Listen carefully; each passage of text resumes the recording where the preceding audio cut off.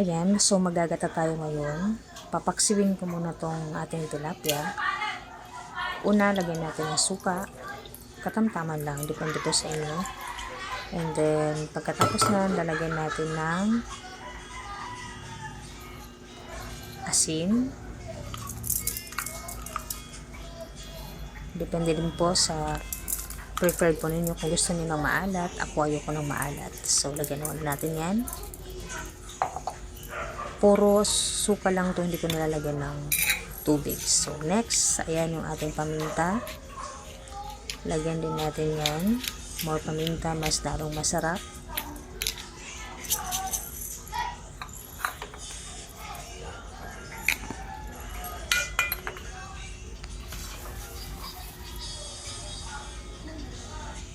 Tapos, ito na yung ating mga aromatic. Meron na tayo ditong luya.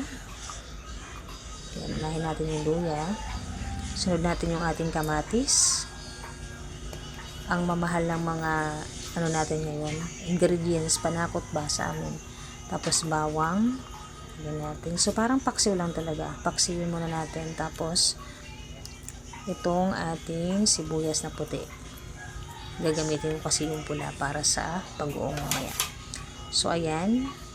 Papaksiwin lang natin yan. Hindi ko nilalagyan ng tubig yan para mas masarap at hindi siya malansa.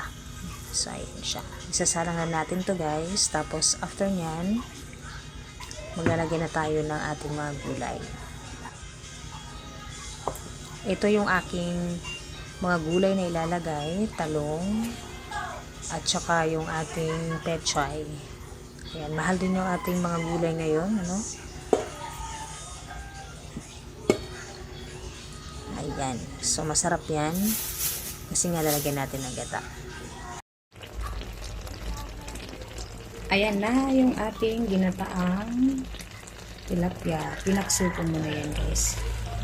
Ayan. So, kulang ako ng siling green. So, dahil walang available sa bahay, ito na lang lalagay ko.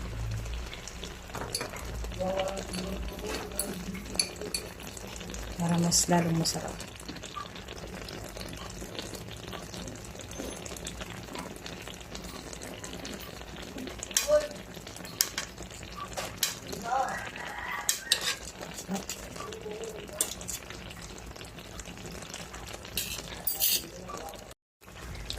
Okay na, ready na yung ating ginataang paksiw ng tilapia. Kain na tayo. Okay na po.